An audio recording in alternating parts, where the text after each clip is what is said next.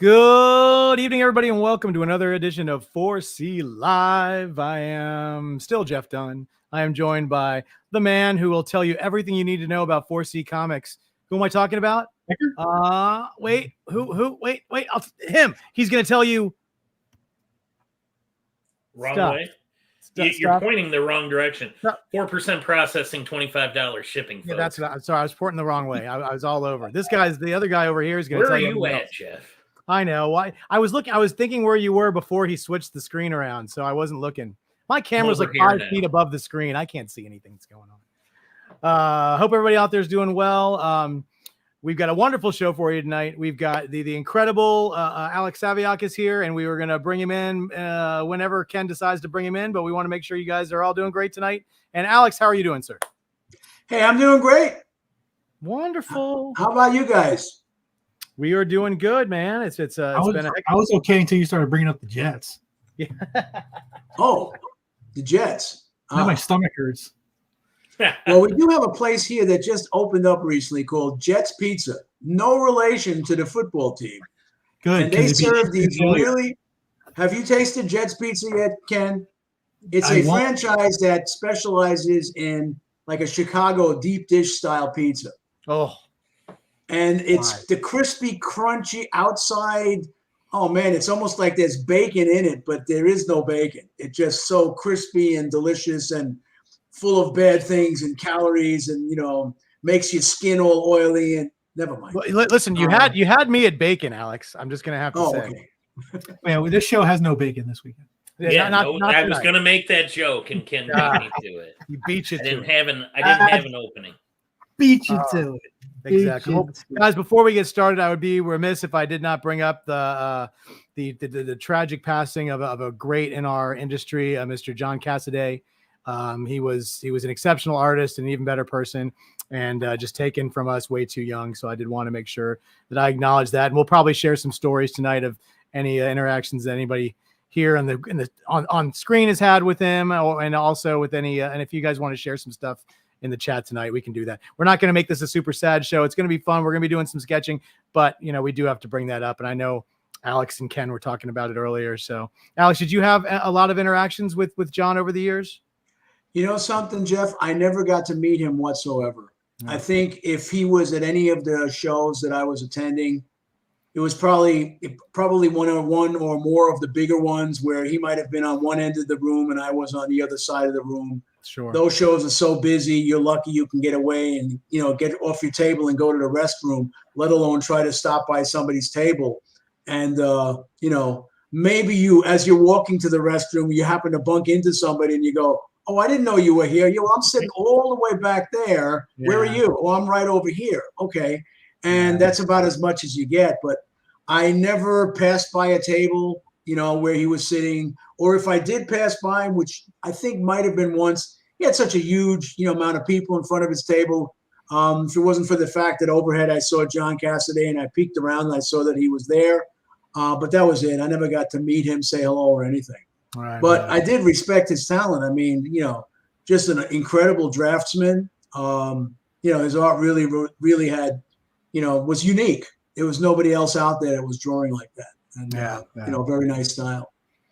Yeah, it's very, very sad. And yeah, 52 years old is way too young, as we were talking about earlier, for the man to pass. But we all miss him, and we honor him, and talking about him and his personage and his work and sharing stories. So, did you guys did all of you have a chance to meet him at some point in time? One time. Becker, yeah, Becker, do you have a story? Yeah, not really. I just got some books signed. Once was mine as well. I don't own any art from him. Just got some comic books signed. How about you, Jeff? Well, it's funny. So 2 years ago at Baltimore, Bacon actually was a huge fan of his run with Joss Whedon on the Astonishing X-Men book that they did years back, and he wanted they had a page that Bacon was eyeing over at Albert Moy's table. And the very end of the show on Sunday, I was like, Bacon, you're going to regret it if you don't get that page.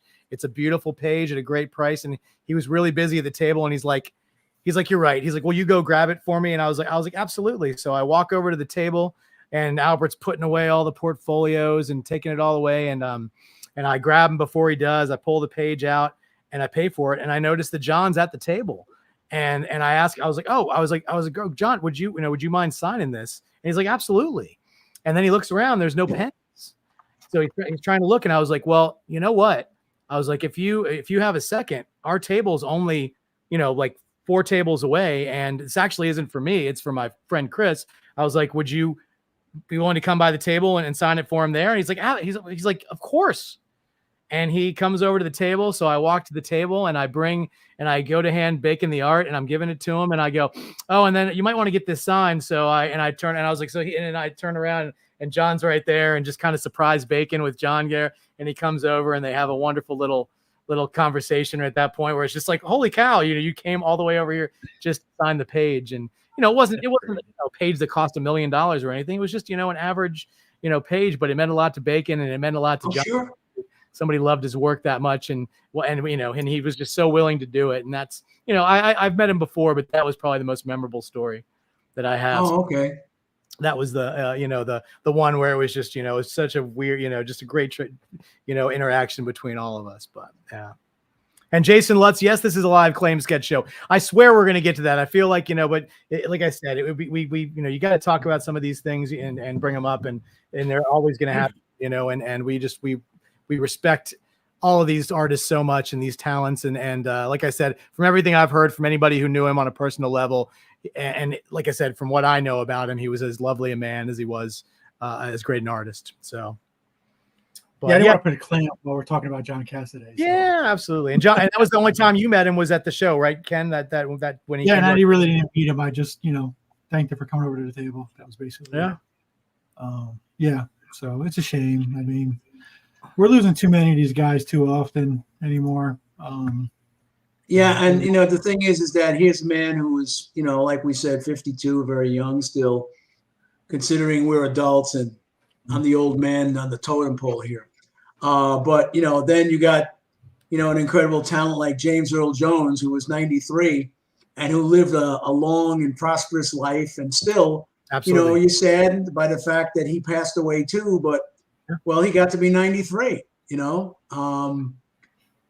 I hope I'm blessed to get to be, that old by the time I have to go pushing up daisies or, filling up the oven while they cremate me or whatever else they want to do at that particular time, So I've always wanted to be the Human Torch. I probably won't get to see it, but I'll live it. You know what I'm saying? Or I won't live it.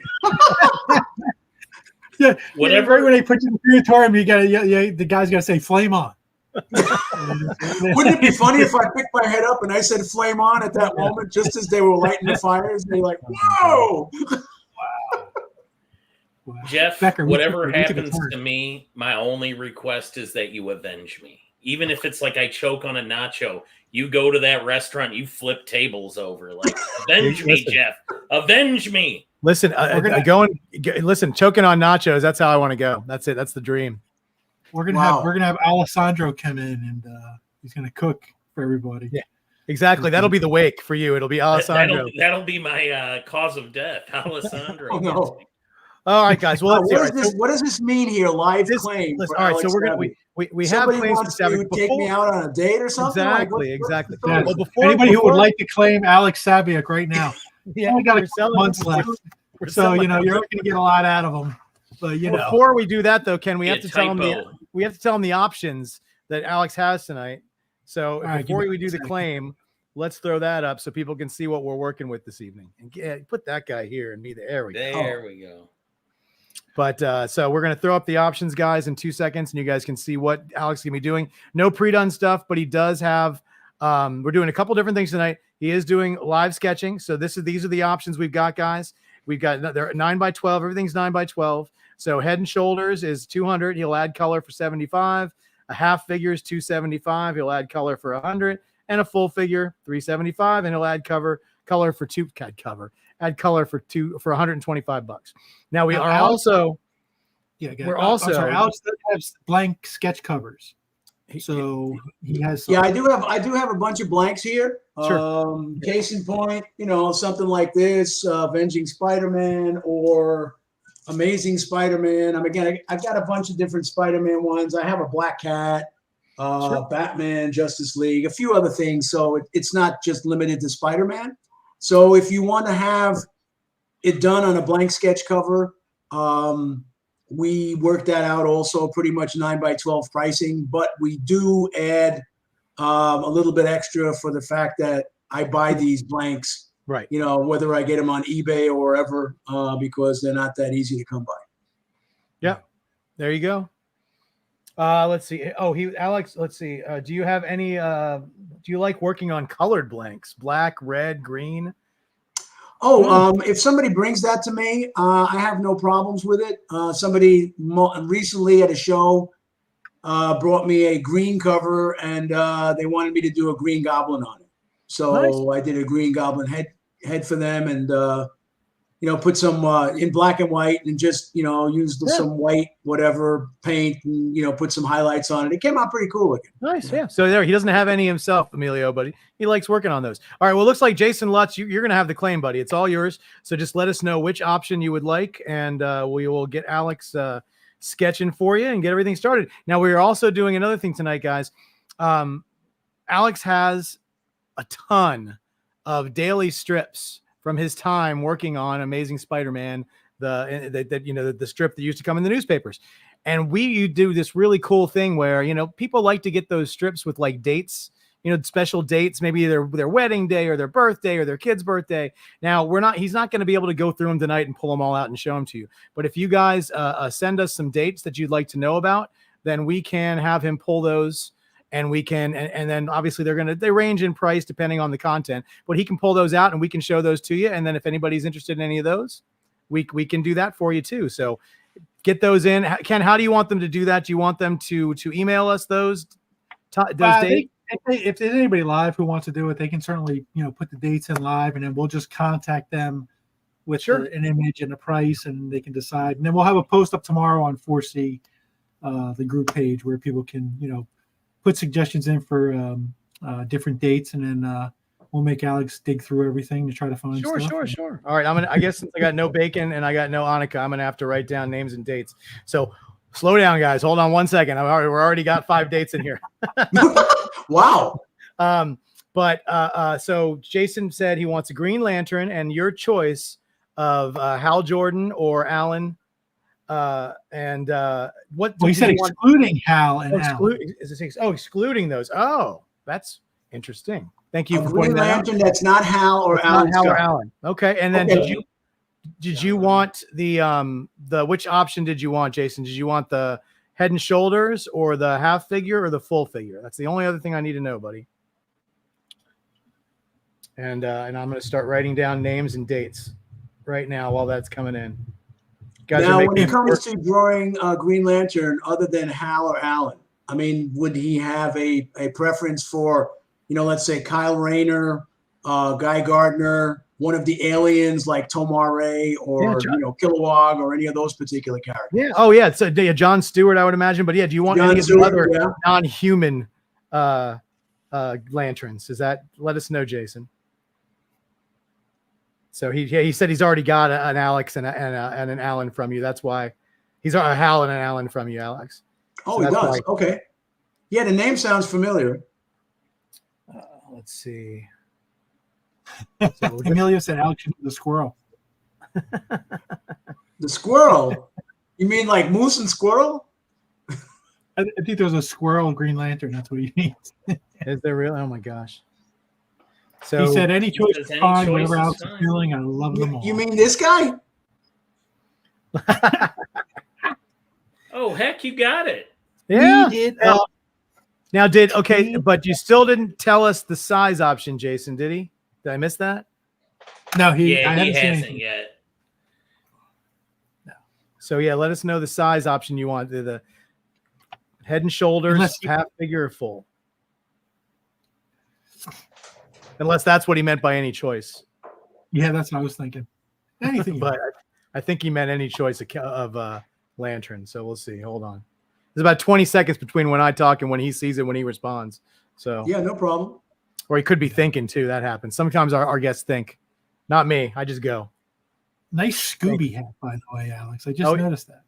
Don't you remember that great line from Enter the Dragon with Bruce Lee, where the kid, he's trying to teach him how to kick from, within and with emotion and everything. And kid makes this great kick and Bruce goes, "That's it. How did it feel?" And so the kid goes, "Let me think." And he smacks him on the head. And he goes, "Don't think, feel." So I remember that. You gotta feel it. Oh my gosh! All right, so what is Jason saying in this thing? I'm trying to decipher He's this. Mid D&D session, so he's missing some of the chat. Maybe write it in there. I guess I will type it in and ask him what size. So let's see. Mid D. I know Just I'm messenger. Yeah, well, listen, I'm trying to write down. You guys got me doing everything. Now I finally appreciate Annika. Come on, Jeff. No, not really.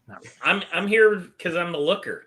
Yeah, that's what Becker has one. I don't do stuff. Becker has one job. What is that job, Becker? 4% processing, $25 shipping. That's right. That's his job. He's got it. All right, hold on. I'm gonna do it here and I'm gonna do it there. You know what? There's other people in the chat. You guys could be asking Jason what size. Come on, put you guys to work. I just sent him a message. Only here for his meme.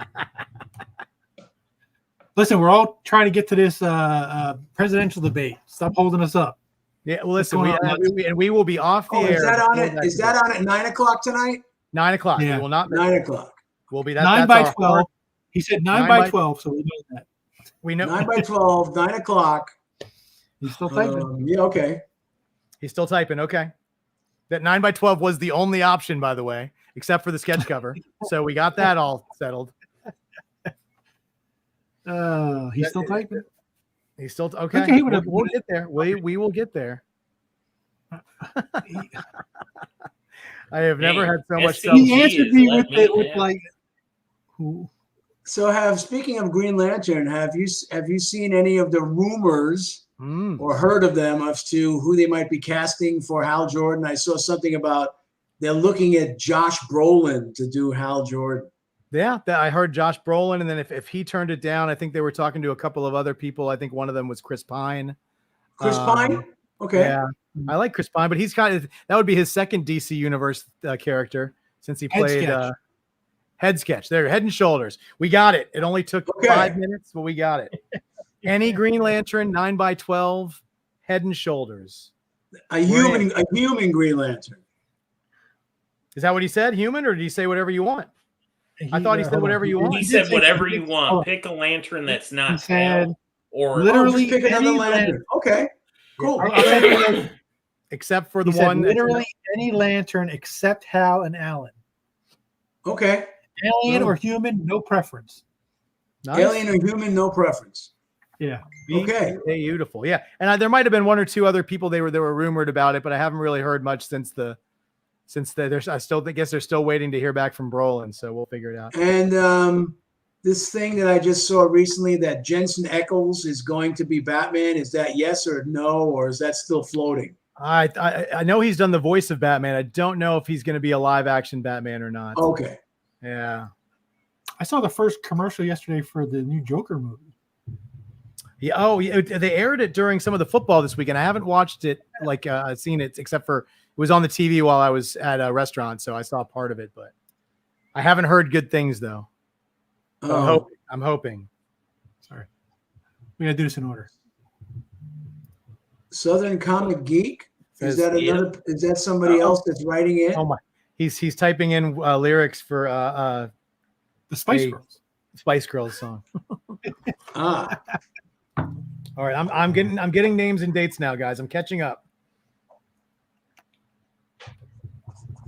So I'm gonna let Becker do the talking. Becker, it's all you. Yeah, and go. It's funny that nowadays the news of what might happen in the movies seems to be bigger than when the movies themselves actually hit. You know. Yeah.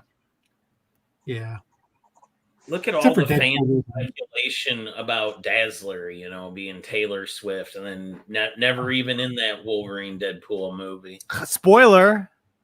Listen, Becker. Oh, I'm sorry. We know you're a Chiefs fan, but enough Taylor Swift talk. I mean, she's the heart and soul of the city, Ken. She is. Oh no. She is. God. It's Very enough popular. already. Ken has You see opinion. the Kelseys have their own cereal now? It's a mixture of other pre-existing cereals. It's called the Kelsey Mix, and it's I'll have to look it up so I get it right, but I know Trix is involved in it. What's involved? Tricks. Trix. Tricks So are they for kids. We can't do that. Well, the Kelseys did it. They are immune. They can do whatever they want. Yeah, that's true. Yeah, they're billionaires. What the heck? We're not allowed to mention that name around Pepper. Yeah, he's not a fan of the Taylor Swift taking over football. Half a figure of red Sonia. To have her hair colored red. Yeah, we can do that. Sure. Anything's possible. Tom, I like your question. I like the cut of your jib. If you would like to have that sketch, just say claim, and I'm going to give you the next sketch right now. I have that kind of power if Ken says I do. This is your show, man. I've told you before. Awesome. All right. Take that Carson guy off the screen. Jesus. Yeah, well, listen, tomorrow night at I think 10:30 is our first season 2 episode of Pep Talk Live with Pepper Johnson. He's in New Jersey. He was honored this weekend as one of the 100 greatest Giants. He was dishonored by his position in it. Jeff and I went down the list today, and I was flabbergasted, befuddled. I don't know what to say. I mean, there are guys on there who barely played for the Giants that are high ranking. There are guys on there with 8 fingers who are high ranking. What? Yeah, Tom claimed, by the way. Yep, I got it. I'm writing it down right as we speak. So Ken, the Kelsey mix is, I was wrong, by the way. There is no Trix. It's Reese's Puffs, Cinnamon Toast Crunch, and Lucky Charms mixed together. And it's based on, they did a podcast where they said these were the cereals we wanted to mix together and eat. And General Mills reached out to him and said, hey, we'd like to make that cereal for you. And they partnered with him. Wow. Can you imagine making money just with like, hey, I have this idea, and somebody's like, we'll give you money for it. Yeah, well, they basically, you say, you know what, I like to dip I like to dip my chocolate in my peanut butter. Well, you know what? How about if we make a chocolate peanut butter thing and call it you? Sure. I wish they would have made a suggestion and not talk about Taylor Swift ever again. What's your problem, Ken? Enough is enough. I'm watching all this garbage about, little girls thinking that she actually plays for the team and everything like that. The NFL thinks this is. Isn't that enough is enough? You know what? You're right. You're 100% right. You know why? This shall henceforth be known as Ken's Mojo Dojo Casa House. Absolutely. What the heck was that? Oh, Ken likes to play clips. I have memes that, so if somebody does something stupid, like you just had a claim, right, Alex? So you know what we say to that? Boom, cut the check. That's right. Cut the check. Cut the check. Who was the second one? Tom Presley? Tom Presley. And I've got it down for, it's a half figure Red Sonja with, and Alex has been kind enough to say that he will color her hair red. College Gamer says only Venom, any Venom or Spider-Man. If you want a sketch of one of those, I'm sure it looks like Alex has Spider-Man blanks you could get it on. Yeah, or you can do it on the 9x12 whenever we put up a claim, guys. And we might, depending on how many, once we get busy here, we're going to throw up another claim fairly soon too. We already got one on deck, so we're going to be proactive with this. We want to get as many of you guys who want sketches as possible. And I'm going to bring up because people keep coming in and out of the show. I'm going to bring it up again. Thank you again, Shane, for acknowledging the passing of John Cassaday. We talked about a little bit about that in the beginning of the show, and he will be very sorely missed. And for anybody who is just joining us, Alex also has a ton of Spider-Man Dailies that he's got. We're not going to bring them out and show them right now, but if you give us dates, maybe your wife's birthday or your kid's birthday or your anniversary or any date that's special to you, let us know. And what we'll do is we'll take down your name, we'll take down the date. Alex will see what he has, and then we can give you the information on that and the content and how much each one of those costs based on what's in them. So let us know if you're interested in any of those. Somebody gave me a specific date earlier. Now, do you? I mean, obviously, if he has the one from that specific date, you'd want that. But if we're looking more towards day and month than the actual date, we can obviously look for that year. But it's probably a little easier to find one with the day and the month than it is to find one that came out the actual day your kid was born or something. It's probably the odds against that. But once again, that's why he'll show you all the ones he has by those dates. So it'll just be in there if you just give us the general date. Just to let I have one. I've shown this before. I have one by Alex, but I'm showing it because it got updated this year at San Diego Comic-Con. Go full screen, buddy. I have one of the Sunday dailies. Oh, it's signed by Alex, Stan Lee, Joe Sinnott, the guy who lettered it. Stan Sakai. Stan Sakai, right here. Creator of Usagi Yojimbo. He did all the lettering on those Sundays. He didn't do all the lettering. Well, put it this way: when I first started doing the Sundays, Stan Sakai was the letterer, and I had no idea that he was. At some point within the first year, I found out that he did do the lettering, and then sometimes when he couldn't letter it for whatever reason, Ken Lopez also did lettering on the strip. And at another point, let's see, the strip ended in 2019. I'm going to say around 2012. Stan had to stop doing the strip, even though it was probably took him maybe an hour or two to letter a page. But his wife had taken ill, and he just wanted to spend all this time to take care of her.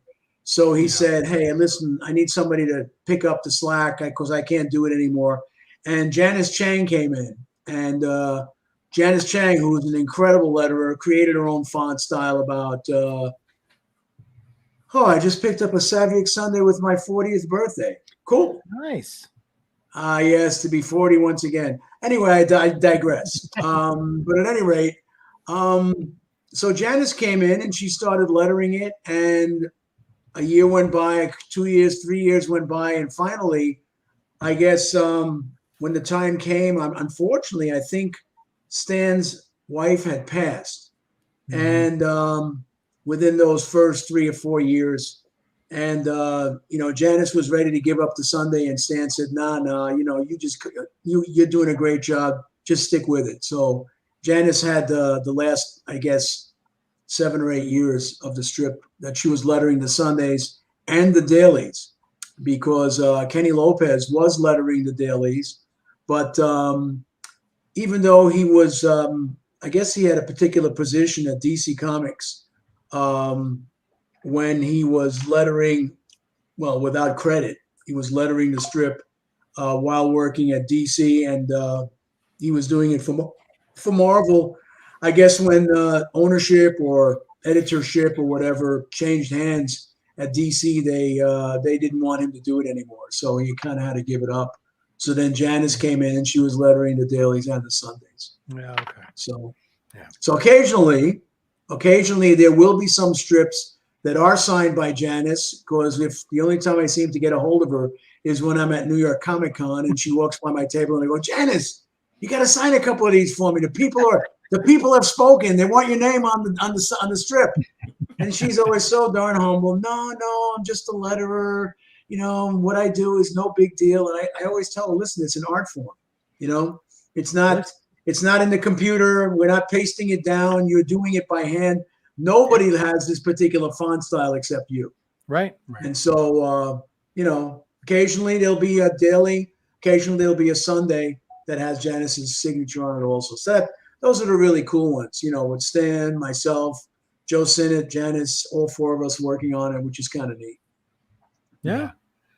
Hey, Jeff, real quick. Yeah. So I had a conversation last week I was talking to Al Milgram on the phone, and we were talking about comic creators and things like that, and we were talking about Scott Hanna, and Scott Hanna said to Alex that he was, probably inked more pages than anybody in the history of comics because he's been doing it for so long. Them's fighting words, right? And Al Milgram said he didn't know about that. He said, but you may have inked more Spider-Man pages than anybody in history because he's been inking Spider-Man for 25 years or something like that. And it got me to thinking, Alex might be one of the most prolific Spider-Man artists because he drew that. How long did you draw the Sundays or not the dailies? I mean. Well, I mean, I started drawing Spider-Man in 1987 when I filled in for John Romita Jr. on Amazing Spider-Man for, I guess, 3 issues. And then after that, I was working for Jim Salicrup, the editor. And then after that, he asked me if I'd be interested in doing some fill-ins on Web of Spider-Man. And I said, sure. So I had a 2-part story to do, Web number 35 and 36. And then after I finished that, he goes, hey, how would you like to do another fill-in? I said, sure. So it happened to be 39. I said, what happened to 38? Well, the regular guy we have, he's finishing 37, and then we want to give him 38. I said, okay, cool. So I turned in 39, and I brought that in after, I don't know, 3 weeks, which I guess seems like, oh, my God, you're doing this comic book in 3 weeks. You must be crazy. I turned it in, and they said, oh, hey, how would you like to do another one? I said, sure. What am I doing? Number 38. I said, what happened to the guy who was finishing 37? Well, he just finished it. So we kind of took him off the book and, for the time being. And, you're doing 38. I said, okay. So then I guess I must have assumed, or did Jim say after I finished that, hey, listen, I got a 4-part storyline here written by Peter David. Would you like to do it? And I just assumed, without making an ass of you and me, I assumed that it was a fill-in, right? So I'm thinking, but it's 4-part story. This is job security. This is great. I did 3 issues of Amazing, 4 issues of Web. That's like 7 months already. Now I got another 4. That's like a whole year's worth of work almost. Yeah. And I think when I got to the 4th issue, I was reading in the letter column, somebody wrote in that, they enjoy the artwork that I was doing with Keith Williams, the inker, and, et cetera, et cetera. And so whoever was writing, I think it was whoever the assistant editor was at the time, answered that letter and said, oh, yes, our regular team of Alex and Keith are going to be moving forward and just giving you the best that they can give you every single month, et cetera, et cetera. And I finished that and I called up Jim Salicrup and I said, Jim, you mean I gotta read in a letter column that I'm the regular guy? And he said, well, I figured that after all these fill-ins that you were doing, that you kind of figured you were the regular guy. I said, I can't figure anything. Unless you tell me I'm the regular guy, I have no idea. So at that particular point, even though I started filling in with issue 35, I pretty much tell people I started with number 35 because there was only one in between there, between me and my run, that I didn't do. And so I ended up pretty much drawing every issue up until 116. Now there were a handful in there that I didn't draw because I also drew back in 1989 a graphic novel called Parallel Lives. And so that was, I think, 60, 64 or 68 pages long. And so that was basically 3 issues. So for the Web of Spider-Man, just to kind of keep the mojo going on Web, I did the 3 covers, but I didn't do the interiors. And then there was another time before I started working with Howard Mackey on this really nice storyline called The Name of the Rose from issue 84 through 89, which Howard and I still, whenever we see each other, we lament and say, how come they didn't take those 6 issues and turn it into a trade paperback? That was such a cool story. I mean, it's got Hobgoblin and Demo Goblin and all that. I mean, that's one of the most popular villains out there these days is the Hobgoblin. And they never gave us the trade paperback for it. So by me saying this live on television here on the computer screen right now, I am imploring the editors and the powers that be at Marvel Comics, give us a trade paperback. The Yes. Name of the Rose. Name of the Rose. Saviuk. You heard, and we've got pull. Well, we'll make this Somebody happen. in the chat make a call. Yeah, make a call.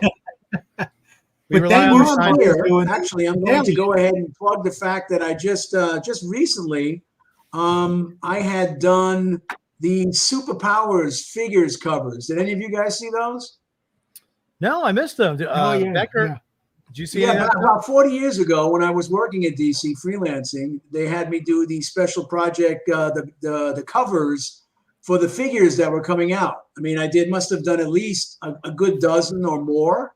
And so they got some new editors at DC that were bringing these covers back. And I thought that they were making, they had the figures made already, but that's not the case. They sort of did these mock-up figures, and they printed these covers with the mock-up figure on as a variant cover on a regular book.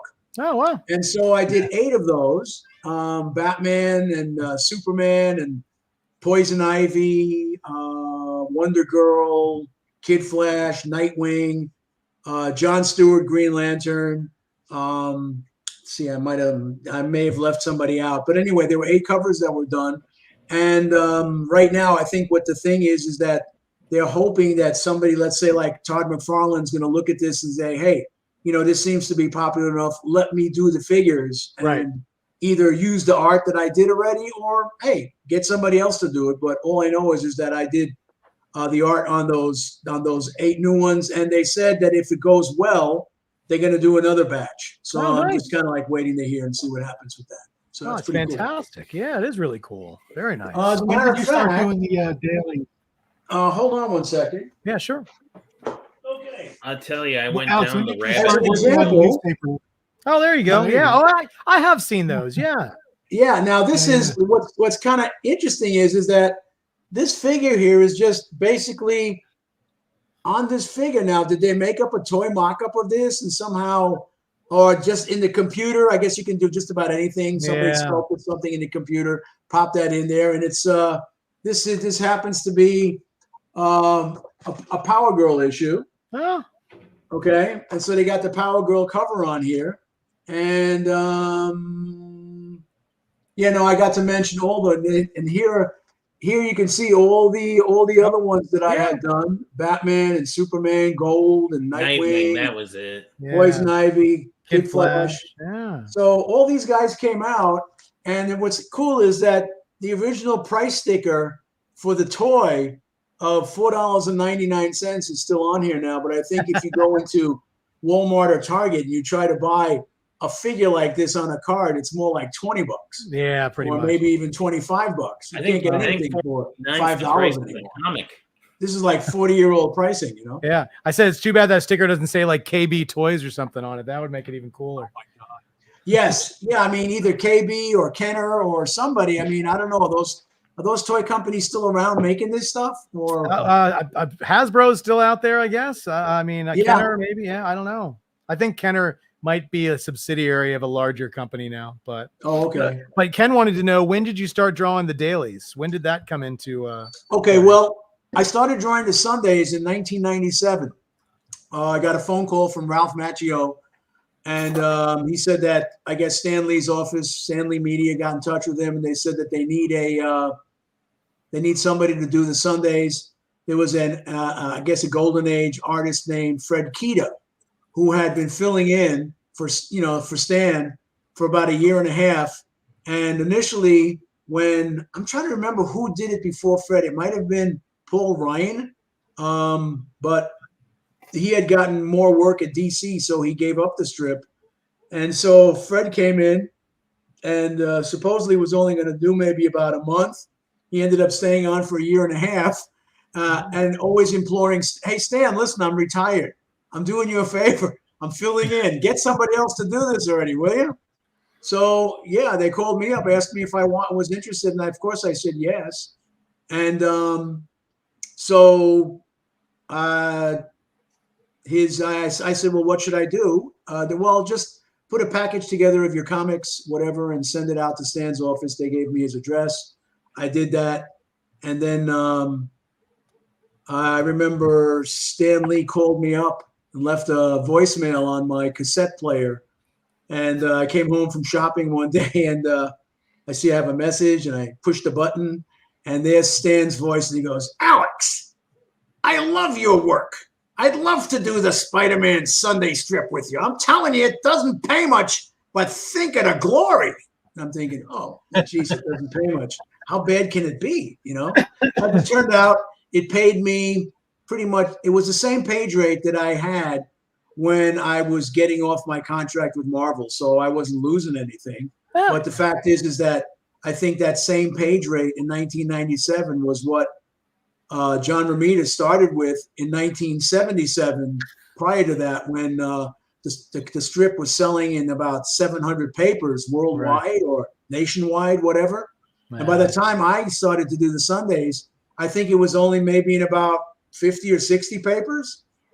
Between the internet and everything else, you know, sales of newspapers, as you know, just started dwindling.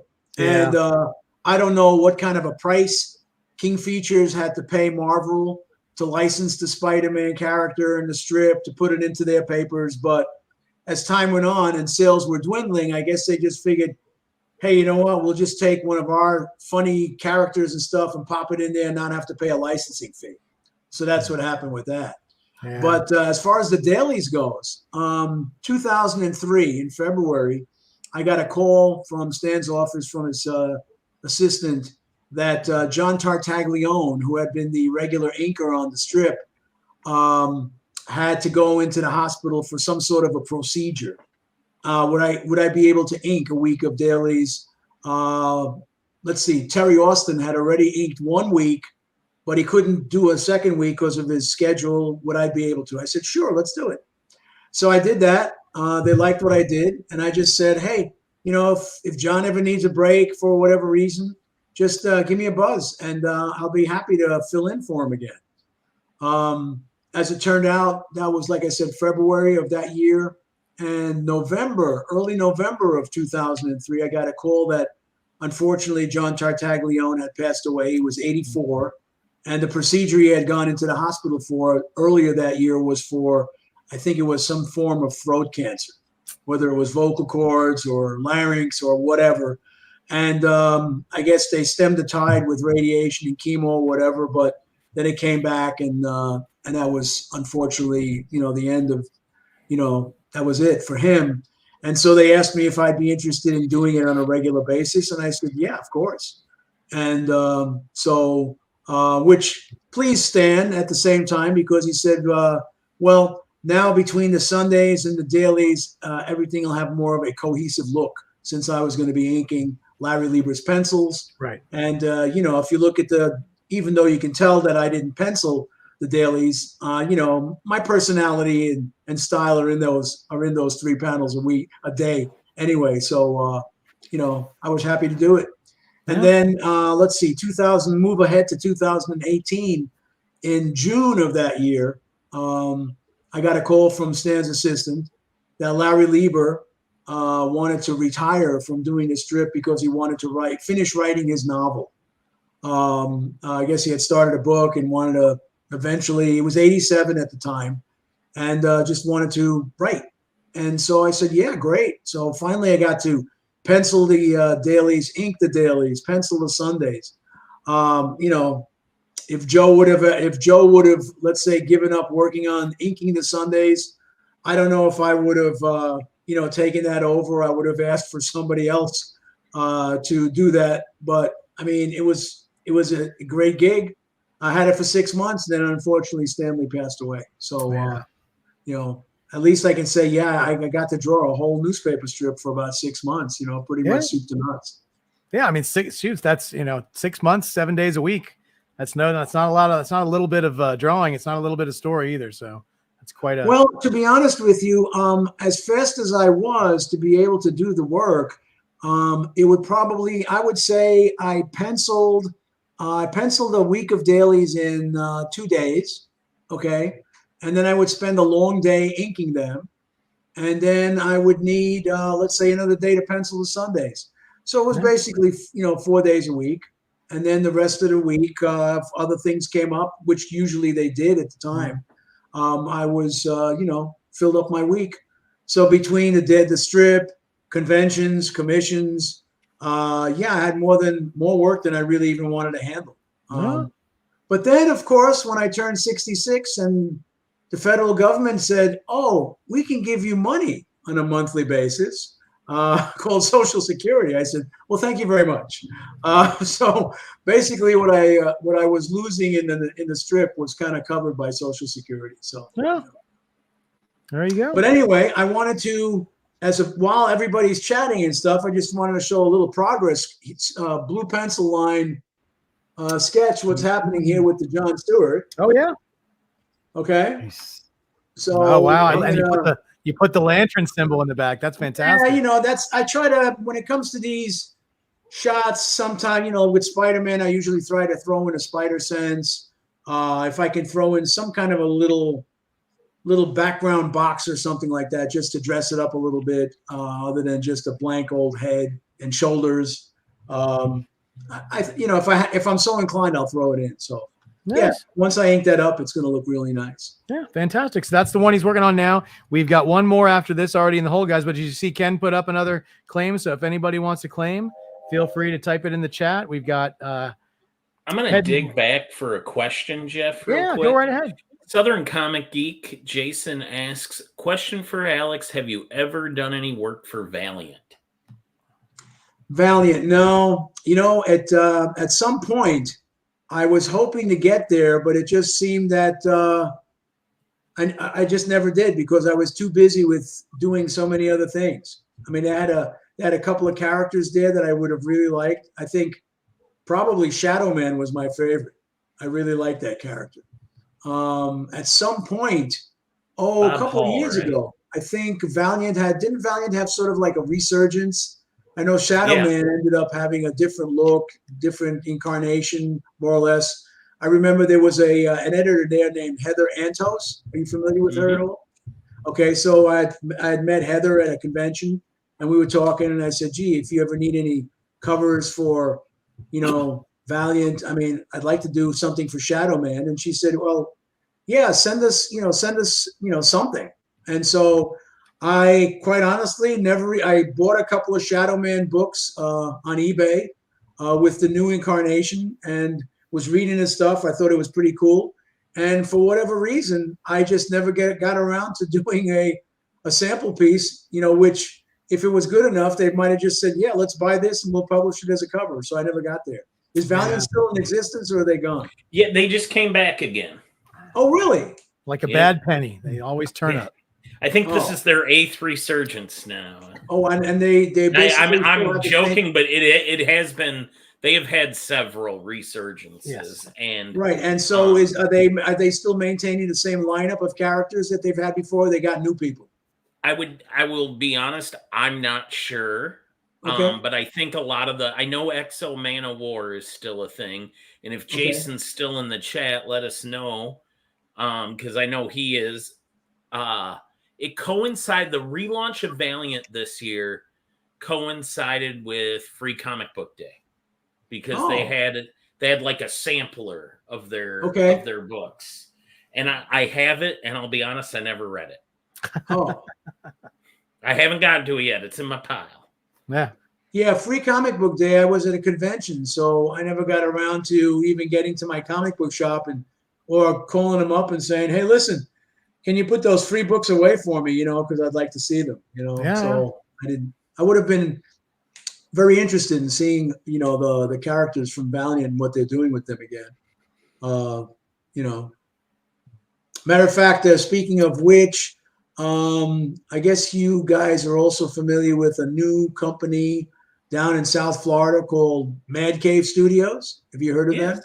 Yes. Yeah, they're doing the Defenders of the Earth again. They had a trade paperback that came out that was reprinting the 4 issues of the Defenders of the Earth that I drew with Fred Fredericks way back, in the late 80s or mid 80s. There were 4 published issues. There was actually 1 unpublished issue, to which I still have all the original art here. Oh, wow. And I drew a variant cover for them. and don't know yet exactly when it's going to be used. But I know that they're also doing Flash Gordon. They're actually also doing Dick Tracy, which is kind of neat. I wouldn't mind doing a Dick Tracy cover. Not that my Dick Tracy would look like Chester Gould's, but I have to come up with some way of getting that nose in there. You know, that Dick Tracy nose. Exactly.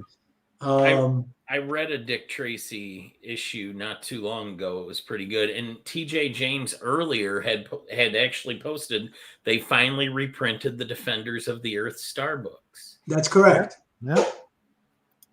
And they're coming out with a new original series of the Defenders of the Earth that's being written by Dan DiDio and drawn by Jim Calafiore. Oh, nice. Yeah. I've seen some of the art and read a little bit of the story. Yeah, it looks pretty cool. It's very, a more modern take on it, and which is obviously what you need in today's market. So, hey, you know what? I applaud these companies that come out with comic book material, because we all know how difficult it is, to get the public to pick up something that's not on the internet or not on Kindle and be able to read it. You know what I mean? Yeah. To go to a comic book shop and buy something that you're holding in your hands, a trade paperback, Absolutely. comic book. I mean, I've never read anything on my computer. In terms of, let's say, I see people on planes reading books on Kindle, and I'm thinking, oh God, if I'm staring at my computer screen or I'm looking at my phone too long, I get off and I'm closing my eyes, I'm taking eye drops. I mean, I'm getting all bleary eyed because staring at, I don't know, whatever ultrasonic microwave nonsense is coming off these phones and these computer monitors. It's like polluting my brain. Okay. And that's my story, and I'm sticking to it. You're preaching to the choir here. I love it, man. Yeah. And honestly, hey, listen, if I forget your name by the end of the show, at least I can read it. Don't worry about it. I'll be Becker. My name is Becker. Right? Exactly. Now, is that your first name or your last name? It's my last name. I go by okay. Becker, but my first name is Michael. Michael. Okay.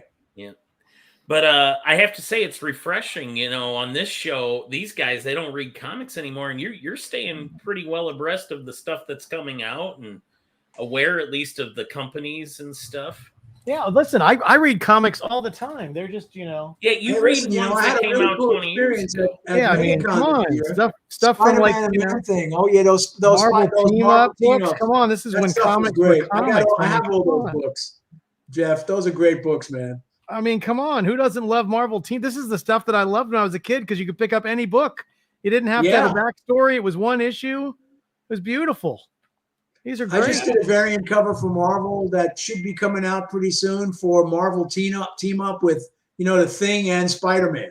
Oh, nice. One of these homage deals, which is always, always fun to do. And back in the day when I worked at DC Comics, I used to work on DC Presents, which had Superman and somebody else every month. Right. So besides getting to draw Superman, there was always somebody else. I got to draw the Metal Men, Phantom Stranger, I love Omega Men. Trying to think, Superman and Airwave, Superman and the Atomic Knights.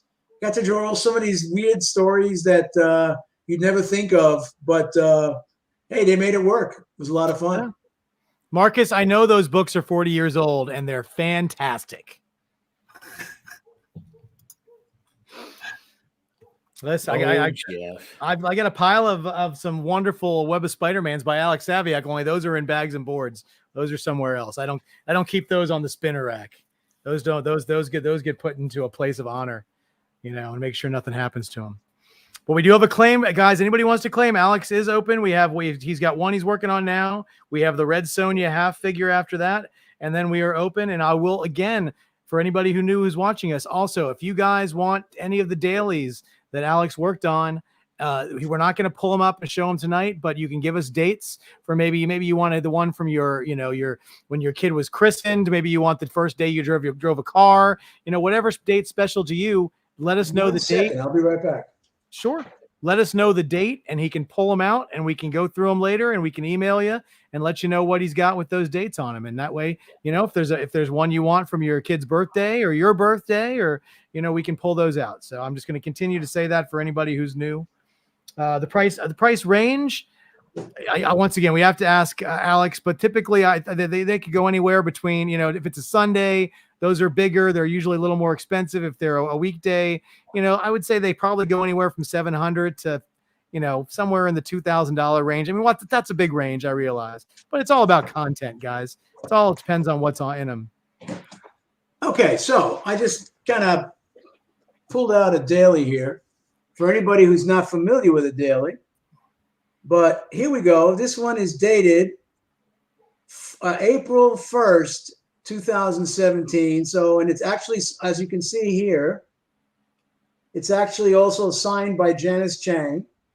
And usually when I'm selling them, I sign it, obviously. Sure. And so if there's anybody out there who has an April 1st date and they're looking at this and going, wow, we got Spider-Man, Mary Jane, and we've got a Sentry blessing both of them. And there's Rocket Raccoon on the bottom over here too. Okay. Wow. No, I didn't even see him. Oh, he's in the first panel also. He's in the first panel on the shoulder. Okay. So, I mean, Guardians of the Galaxy, Spider-Man, Mary Jane. So how much is like, say this one in particular, just to give people an idea? This one in particular is, hold it. Can I have Jeopardy music, please? I'm sorry, that's licensed. We can't do that. You can't do that. Okay. Can you sing it? I got you. Ready? Hold on. I got Here you. it is. Da-da-da-da-da, hey! Da-da-da-da-da-da-da-da-da, hey! Da-da. Nice. This one, I would say this one is actually $650. Wow, and you penciled and inked this one, correct? No. This one was penciled by Larry Lieber and inked by me. Fantastic. Wow. $650. That's rock bottom. Somebody's got to claim that. Wow. And Howard, I'm April ready. 1st. Oh, it's an wait. It's not really. It's actually good for April 1st, which is April Fool's Day also. Yeah. So whoever buys this can show it to somebody and say, listen, hey, look at this gift I got for you. It's from, on April 1st. And the guy goes, really? That's for me? Nah, April Fools. And then he just pulls it back. Yeah, exactly. So. I like the way you think. Do you have any signed by Stan still? Or are you pretty much depleted? Oh, no. I have Sundays that are signed by Stan. Right. The dailies, the only time I ever got dailies signed by Stan was, there was a time where I guess Larry Lieber needed a vacation or whatever the reason was. They asked me to fill in on penciling a week of dailies. Actually, I did that twice. But the first time I did that, since I never thought that I was going to do any dailies penciling, this is when John Tartaglione was still alive and he was inking the strip. And so he got to ink my pencils. That was the only time we ever worked together. And I remember talking to John, and he says, hey, listen, I know you work with Joe Sinnott every week on the Sundays. I'm trying my best to do a Joe Sinnott impression here on this week of dailies. And it came out really nice. Yeah. And I called up Stan's office and I said, Stan, this might be my only chance to pencil the dailies. Do you think you could sign these for me? So he signed every single daily that I have for that week. It's a whopping week. Spider-Man, I think, is in every panel in every single day, and every one of them is signed by Stan Lee. Wow. So that's like, if somebody makes me an offer I can't refuse, well, then I'll sell it. You know what I'm saying? But other than that, and you wouldn't break that up, right? You'd keep all those together, or would you break them up? Oh, no, I would probably, if somebody said to me, listen, I'll give you X amount for one, it would have to be a lot of money. I mean, I see some Stan Lee signature things out there for, I seen them on eBay actually. Yeah. Whether they sell or not is another thing. You could list something on there, it could be sitting there for who knows how long. Right. But I mean, people are listing stuff signed by Stan Lee like a daily for $1,000. Yeah. And I'm going, wow. I wouldn't go that far, but I mean, if that's what you think it's worth, then that's cool by me, you know? Yeah. Nice. So anyway. Yeah, very cool. Very cool. There you go. So anybody out there, I added another date to your list. Howard keeps giving me, he gives me exact dates. He's giving me 3 dates to the day of what he wants. So we will look and see. But Okay. let me know, Howard, let me know if you care about the year. Does it have to be from that specific day, or can it just be like for the one you just asked about? Can it just be the 5th of April, or does it have to be 2001? Let me know, because otherwise, if he doesn't have these 3 dates, I'm just going to give you a no, unless you don't care and you don't mind if it's a different year. But everybody else, you gave me the month and the day, and I appreciate that. There'll probably be many more options for you. And then he's working on something right now. Let's see. We've got Ken. I also wanted to bring up that Ken's got a convention in a week from this weekend where he will be in Edmonton. So you can go visit. Mr. Bill Morrison will be there, I believe. Alex, are you doing Edmonton? No, I try not to go. Well, I haven't been to Canada in quite a while. And I kind of prefer to do things here in the States, you know, unless if somebody were to invite me and wanted to, you know, kind of really make it worth my while for whatever reason, then yeah, I'd go. Sure. But just for the sake of, you know, leaving the States to start traveling up here and there, I mean, yeah, you know, it's the type of thing where, let's see, I've done Europe a few times, England, Spain, actually looking to go to Italy next year. Nice. And trips like that, you know, I want to bring my wife, maybe with, you know, that kind of thing.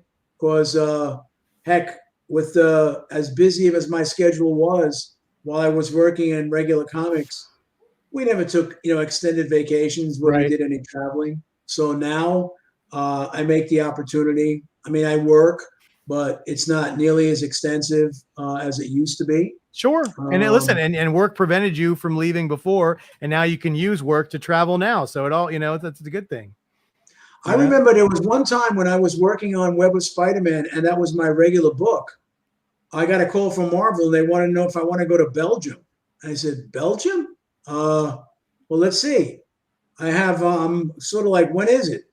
And it was really short notice. And after I said no, because it was just short notice and I had, you know, I had deadlines to meet, I'm thinking they probably might have asked, who knows, a half a dozen other people, and they all said no because it's too short notice, or, you know, somebody might have said, I'll let you know by the end of the week. And by the time they maybe when they started asking people, it was, you know, 2 months before the gig. And then by the time they got to me, it was 2 weeks. So I said, okay, well, no, I'm not going to Belgium. Which probably I shouldn't have turned it down. I probably should have gone. But at the time, I really didn't care. I just wanted to get I wanted to get my workout, you know. Not work out like in the gym, just work out that I was working on. You know? God knows, not work out in the gym. Don't say that. God, forget it. But what's a gym? I mean, come on. Listen, yeah. Well, he's a nice fella. He's the guy by my hot dog. He's a nice fella. That's exactly right. And anybody will tell you that you can get this Walk Fit app on your phone, and anybody, you see these reels on Insta or on Facebook, you know, hey, you want to lose 45 pounds in like 4 or 5 months? Start freaking walking. Walk every day. Just walk and drink water. There you go, man. I did both of those things today. Listen, those 2 guys over there have been dropping pounds like they're bad habits. Really? Ken, you've been losing some weight? I lost about 70 pounds so far. You lost 70 pounds? I can't see you because all I see is Head and Shoulders. Hold on. Head and Shoulders, 9x12. 1 second. But that's great. 70 pounds. That's fantastic. And what are you at now? Weight too? Becker, what are you at? 60? 60 pounds for Becker. Wow, good man. Good for you. And that's just I don't believe me being the only overweight guy in 4C. So I gotta keep them within my crosshairs, you know. Listen, I'm trying to pick up those 130 pounds. I'm trying to pick up 45 pounds last year. Kind of fluctuated on the 5 pounds, but I mean, I had some health issues, and then I had to lose weight, and then I also, because I'm diabetic, I went on Ozempic, not to lose weight. I just went on it because they said it was cardiac friendly and I needed some more help with, cardiac issues. And the Ozempic helped me lose like another 25 pounds. Yeah, it's crazy. So, but I'm still on it. And it's not like you stay on it and you're just going to keep losing weight. I guess it just gets to a point where, even out. Yeah. Kind of even levels out. And this, unless I do something more to help me along and try to metabolize. I mean, gosh, when I was a lot younger. That goes back to hanging out with that gym guy again, and you don't need to do that. Oh yeah, right. Oh, I remember at one time back when I was in my late 50s, I went to Gold's Gym, and I got a trainer, and they did all these measurements for fat and everything else, and how much you want to lose and whatever. They put me on a meal plan, and they figured it all out. I think at the time I weighed about 260 pounds. And they put me on a diet when I say diet, a food plan where I had to eat 2,500 calories a day. And I mean, good calories. Okay. Sure. And it got to the point where after the first week or so, since I was basically a creature of habit, I didn't have to kind of try to figure out what I was eating or what I wasn't eating. But sometimes by the end of the day, I'm figuring it out and I'm telling my wife, it's like, look, I'm at 2,200. I can't eat another damn thing. I'm too damn full. But I remember I lost doing that, and I went to the gym 3 days a week. All I did was treadmill and one go around on the Nautilus machines, like 1 or 2 sets of this, that, and the other thing. And in 6 weeks, I lost 18 pounds. Wow. And I was eating my brains out. I mean, some people go, oh, no, got to eat like 800 calories a day. That's, your body shuts down because it needs food. You can't. If you want to lose weight, you have to eat. That's what it comes down to. And I don't want to interrupt you, but I do want to mention, Roger, if you like sketch covers, I think Alex actually has a Black Cat sketch cover. Or you I do. I got a Black Cat blank sketch cover. Yeah. So or you can get it on the 9x12. I just wanted to throw that out there. Yeah. As I said, if you want the 9x12 pricing on a blank sketch cover, it's the same thing. We're just going to add like $30 to it. That's all. So there you go. Up to you. Some people love the sketch covers. No pressure. No pressure. Nobody's going to hold a gun to your head that you have to take the Black Cat blank sketch cover. Not yet or not. Yeah. Exactly. Okay. No, he prefers the 9x12. That's fine. 9x12. Okay, you got it. Let me write that down. Sure. And I'm writing all this stuff down to you also, that we'll make sure if you don't get a chance to finish some of these, because guys, we're going to be a hard out tonight in about 50 minutes because we there's a little presidential debate thing going on. We want to catch. There is. Yeah. You hadn't heard stuff that goes on in the world. What goes on in the world? Yes. Listen. Hey, you know what? If they're going to talk about policies, I'd like to hear that. Okay. If there's going to be mudslinging for the whole hour and a half or whatever, well, I'm turning it off after 15 minutes. Okay. Yeah, I'll read about it. Yeah. And hear about it becomes later. A liar, pants on fire thing. And I don't really have any patience for that either. I will bring up something, and this is I'm going to try to make this as nonpartisan as possible, guys. But Bill Morrison, who is a member of the 4C family, has with other people organized a Cartoonists for Kamala campaign where they're auctioning off a ton of artwork. So once again, wow. I had this discussion with somebody before. It doesn't really matter who I'm going to vote for. If it's an incredible piece of art, it's still worth getting. If it makes you feel bad that you donated to the other person, then just go ahead and make a donation to the one afterwards that you didn't buy the art from. But it's not going to stop me from getting a great piece of art. So we've got stuff. I mean, there's Mike Mignola's stuff. There's a full figure color. Ken doesn't want me to talk about this because he wants it for himself. But it's by Mr. Bruce Timm of Batman, and a ton of other artists. The background. Yeah, all this stuff's going to be auctioned off. And Ken, where can they find this auction when it's ready to go? It will be right here on the 4C Live channel, September 28th. September 28th. So there you go, guys. 2 o'clock. So don't miss it. It's a Saturday, I believe. Yep, Saturday. Yep. And all the money is going to go donated to a super PAC. I guess we have to do it that way to the Kamala Harris. Once again, yes. And I know some people are like, if you say, if you're going the other way, art is still art. It's still beautiful art. It's still worth watching. And if, once again, if you do want to put some money towards Kamala, it's a double win. You get some art and you get to donate money. So it's figure color Hellboy by Mike Mignola was donated by Mike. Yeah. Wow. And I mean, Sergio Argoniez did a piece. That's gigantic, and it's probably got 100 characters on it. It took him 10 minutes. Yeah, it took him 10 minutes. Took him 10 minutes. Whatever. We joke around and we say whenever we get a commission for Sergio, as soon as they ask for it, he goes, "All right, here it is." Yeah, exactly. It's like, can we get your name? It's done here. No, but anyways, just wanted to make sure I brought that up, guys. It's once again, we don't like to, we try to keep politics out of this. We're all fans of art, and I just want to make you guys aware that the art's going to be there. It's going to be readily available. And listen, you guys know how small the 4C family is. You never know how you might get a piece for a really good price, and all the money is going to go to a cause. But it's still being promoted on 4C. Hopefully, it will be. We're gonna have a lot of people in there. Hopefully, bidding us. And I'm telling you, the art is it's insane. And I was talking to Bill today. I said, "You get anything good lately?" He goes, "No, but I got a couple of pieces I'm waiting for that are just unbelievable."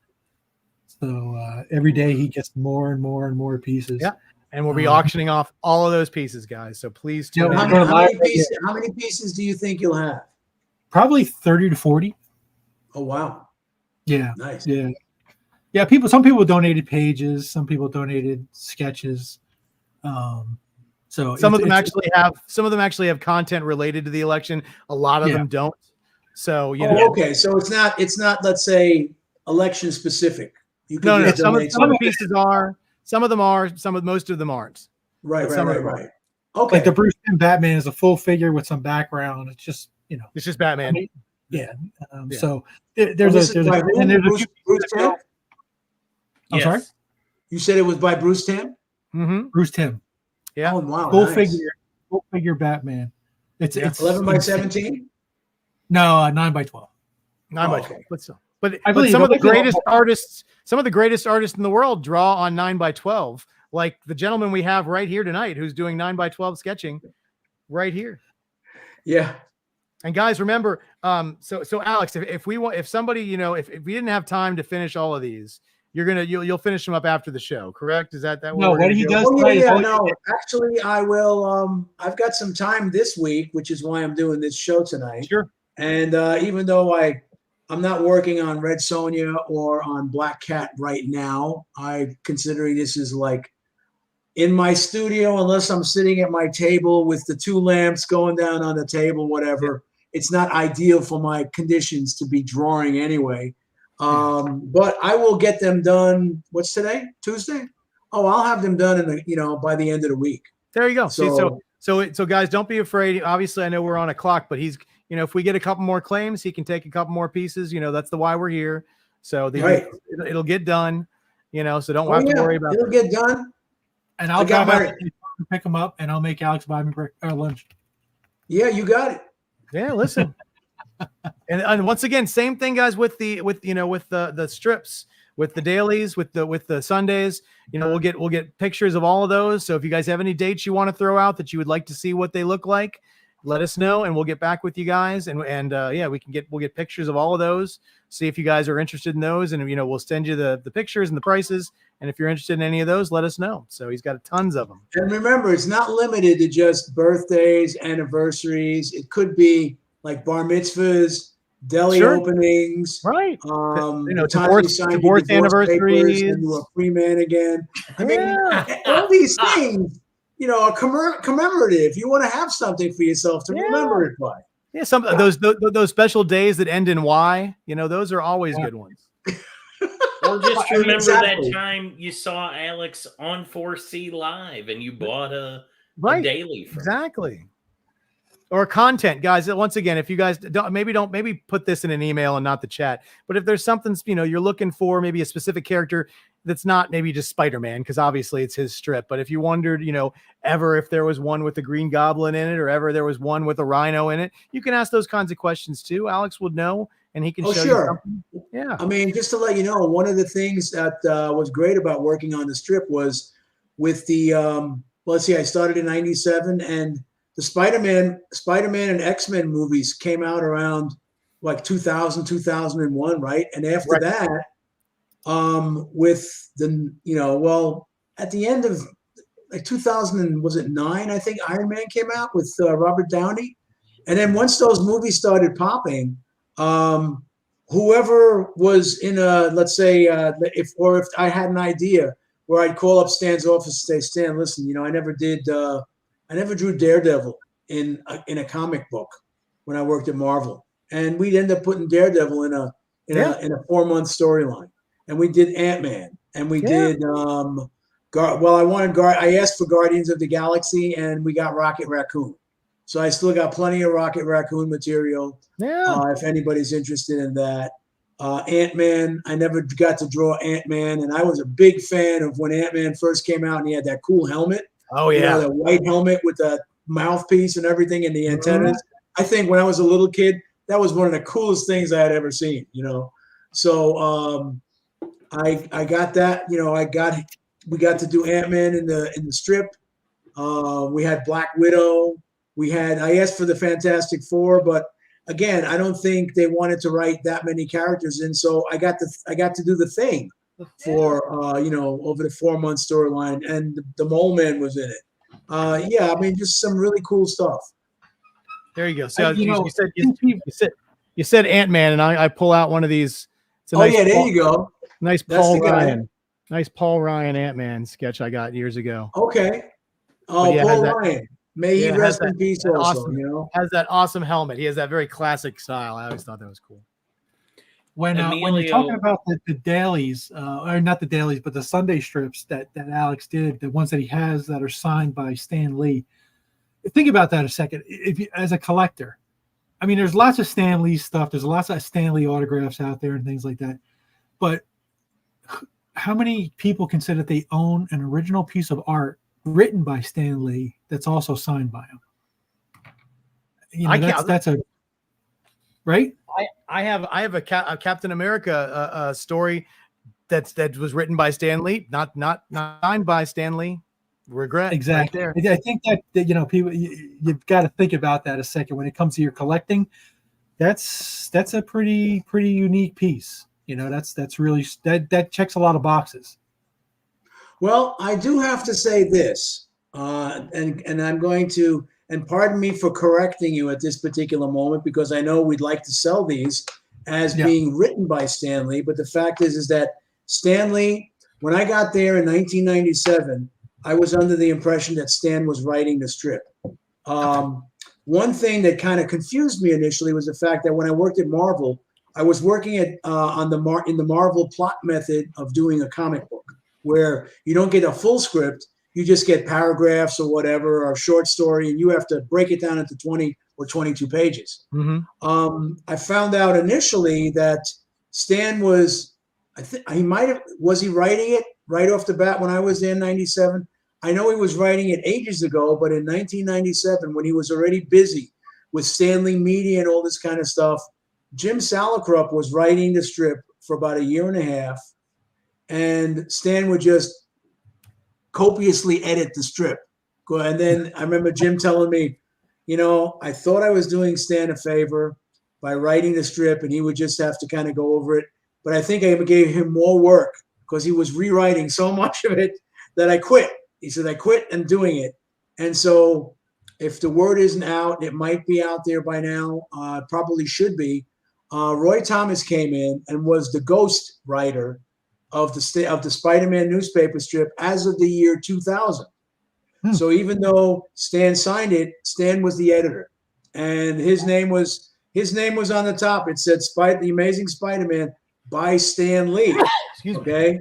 And then we had our little box on it that said Lee, Saviuk, and Sinnott. Okay. The 3 credited creators were there.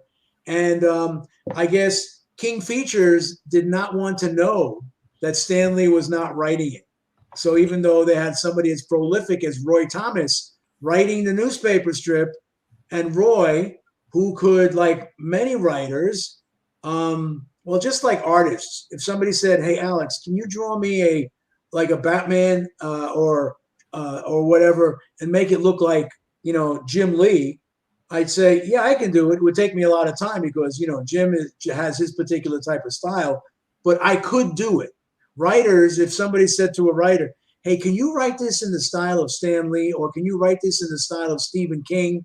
A good writer is going to be able to say, "Yeah, I can do that," because they somehow are tuned into the rhythms and the cadences of how people write. Okay. So now Roy, obviously there wasn't a lot of editing to be done. Roy could kind of mimic Stan Lee's style pretty easily enough. But even though Roy did not sign the strips and he wasn't credited even on the website, at this particular point in time, if you get yourself a Sunday strip from the year 2000 and up, even though it's signed by Stan Lee, you can take that strip and go to a convention where Roy Thomas is sitting and say, "Roy, could you sign this for me, please?" And if he looks at it and it's from 2001 on, bam, you got a Roy Thomas written newspaper strip, also signed by Stan Lee. Ken, So were you looking? Ken, Were you looking? What year is yours from? I don't know. I don't know if it's written on the back or not. Ken was like, "Can I get another autograph on this thing?" Here it is. Another guy on here, right? Thanks. Oh my gosh. Well, that's good. Listen, it's good to know. Listen, as we learned from the whole Bill Finger fiasco that came to light a few years ago, we ghostwriters, deserve some credit too. They definitely contributed. 2000. Oh yeah, no, hey, Bill Finger. Jeez. When I did you ever see that documentary about Batman when they I saw it on a plane once, and I'm watching this thing and my jaw was dropping open while I'm watching this going, boy, talk about ripping the poor guy off, Yeah. I mean, Bill Finger died in a one bedroom, like a studio apartment. I think it was one room with this tiny little bed, and he was sick and left nothing. Okay. Yeah. Left with nothing. And after he passed away, Bob Kane lamented, I didn't do right by Bill. Gee, thanks. Eesh.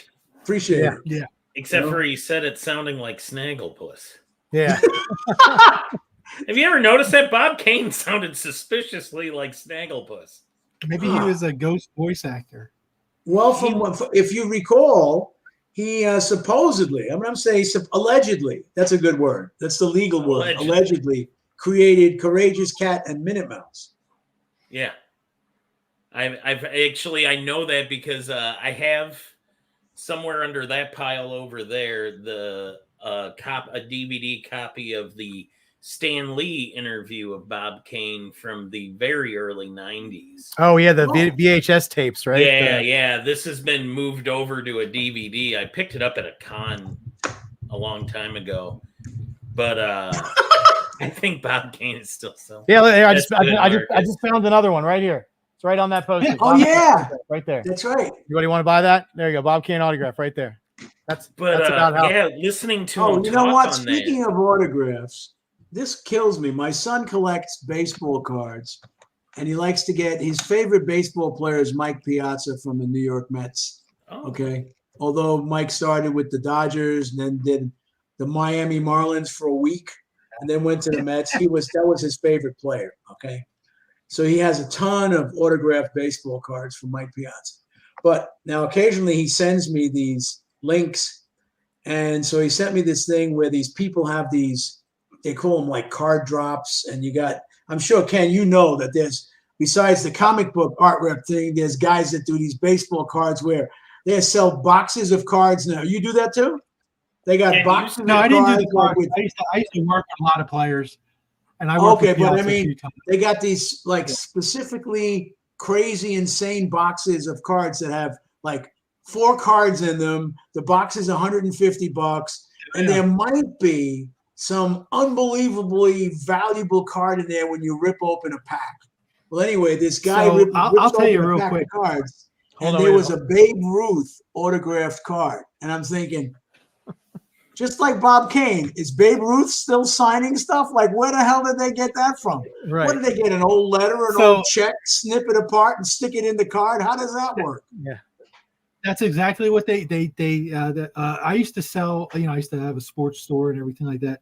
And Upper Deck came out with the first thing when they came out was it was a big box. It was a Yankee box, and it had, you know, all kinds of stuff in it. But one of the things it had in it was a pack of cards, and in the pack of cards was a guaranteed.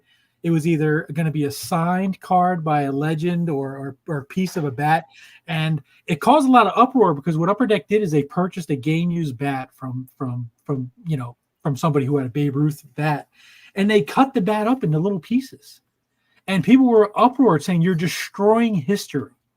Right. And they also got, you know, other things, little snippets of autographs, and they put all these in. These packs were $5,000, and this is you're talking about the early 2000s.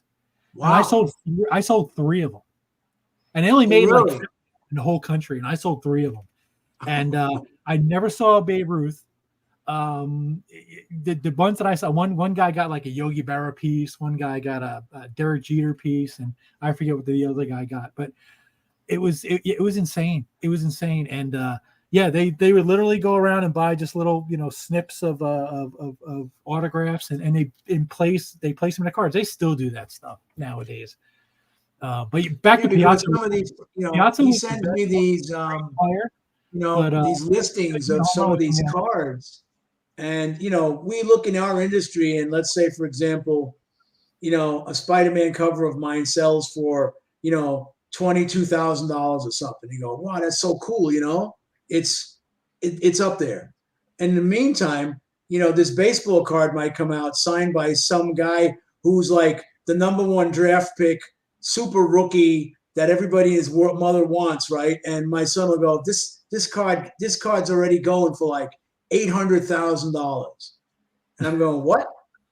I mean, the guy could break his ankle next week. If you found that card, sell it right away. If it's going to be worth that kind of money, what the hell would you hold on to it for? You think it's going to go up in price? I mean, come on. Yeah. Man, crazy stuff. Crazy. But yeah, Piazza was the best player to hit a home run with nobody on base.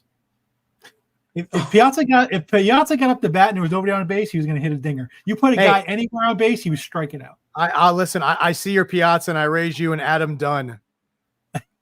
Adam Dunn. Adam Dunn was a guy. He was a guy who could hit. He hit home runs like you wouldn't believe when they were losing by 10 runs, and there was nobody on base, and it didn't mean anything. Any Right. relation, And then there are those guys that hit home runs when the team is leading by 10 runs or 8 runs, and it's just tacking on some more runs, right? No, because that would be a positive thing. So, you know, the other one is just positive for them. It just inflates their stats. No relation, Becker, no. But it was really cool when he played for my Nationals, and I got to buy a jersey that had my name on the back of it. I was like, yeah, now I don't have to specially make it. I just buy the jersey. I'm good to go. That was like Andy Pettit. Andy Pettit, his ERA was 15,000, but every time he pitched, he got so much run support, it didn't matter. Who, Andy Pettit? Andy Pettit. Every time he pitched, they put up 9 runs, and he'd give up 7 and win. Yeah, right. Hey, you know. Well, you know what? Hey, the thing is that they got this really great player, rookie for Pittsburgh now, named, what's his name? Paul Skeens. Mm-hmm. Okay. Yeah. And so, you know, my son's telling me the other day, oh man, Paul Skeens just had this great game again. He struck out like 12 guys in 6 innings, and you know, to pick up the win. I said, did he win 20 yet? Oh, heck no. I said, wait a second, we're in September. He hasn't won 20 games yet? Like, what the hell is that? Well, he had a lot of no decisions. Oh, I see. Now you can win a Cy Young and win 15 games. It's incredible. I mean, even when I was a kid, unless you had guys winning 20 games all the time. 20 games, 22 games. What? It was a benchmark. You're a 20-game winner. You know what I mean? That's right. That was it's a like a benchmark. 1,000-yard rusher. It's it's the same kind of thing. It's a status. Yeah. I mean, Yeah, Denny I think- McClain, nobody's going to ever see a 31-game winner again. I mean, come on. I mean, No, if you they could, used the Ron bullpen Guidry a in lot. 1978 was 25-3.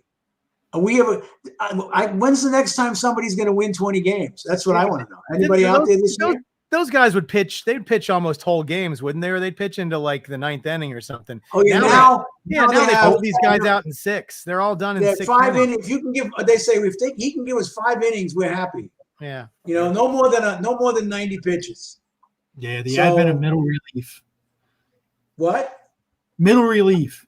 I know. Yep. Now, if you got a team with a crappy bullpen, then you go, oh, geez, the starter just did 5 innings. Now we have to go to the bullpen before we get to the closer. That means we got to use like 4 more pitchers. Right. Okay. Each one is enough to give you agita, you know, so you're like chewing Tums while you're watching the baseball game, you know. I was looking at a stat today, and I don't know the exact number, but Nolan Ryan had like 336 strikeouts in one season. I mean, how many games did he pitch to strike out 300 batters in a single season? Yeah, I mean, think about it. If you average 10 strikeouts per game, that's 33 games, 33 and a half games. Right. Jesus Christmas. Yeah. Well, you know, the thing is that, you know, back in the old days when I was a little kid, guys used to pitch on like 3 days rest. Now they need 5 days rest. Yeah. You know, sometimes you get guys that pitch once a week and they're making, $25-30 million a year. You go, what the heck? And then all of a sudden they pitch once a week, and come September when you need them, oh, he's got a tired arm. What the hell? These guys are a bunch of wimps these days, these pitchers. Yeah. You know, until Tommy John busted up his elbow, there was no Tommy John surgery. So he did it once, and now you got kids in college getting Tommy John surgery. Unbelievable. Yeah, now it doesn't mean anything. And, it's, back, when you had Tommy John surgery, it was almost like your career ended. You know, that's what it meant. Not nowadays. That goes. Well, that now goes the pitchers messed themselves up so badly because in the old days you had guys with a fastball and a curveball. I don't remember when they invented a changeup, but you had a fastball and a curveball. And now you guys, he has 6 pitches. He's got a fastball, a curveball, a slider, a changeup, a cutter, a sinker. Slur. I mean, the announcer, the guy throws a pitch and he goes, "Oh, that cutter was outside." I'm going, "Cutter? How can you tell it was a cutter? You're watching a monitor like I am." Just a fastball. It's a fastball that like got slow at the end. I don't know. Yeah, he's got movement at the end. That's all. Yes, yeah. Oh my God! And for those of you who tuned into a comic book art show, we're sorry that sports came in, but we all love our sports here too. And Alex is a huge fan of baseball and football and stuff. So the Royals are good this year. Now, and if you look at the pictures of the other 3 gentlemen on the screen here, behind Jeff we've got comics and we got art.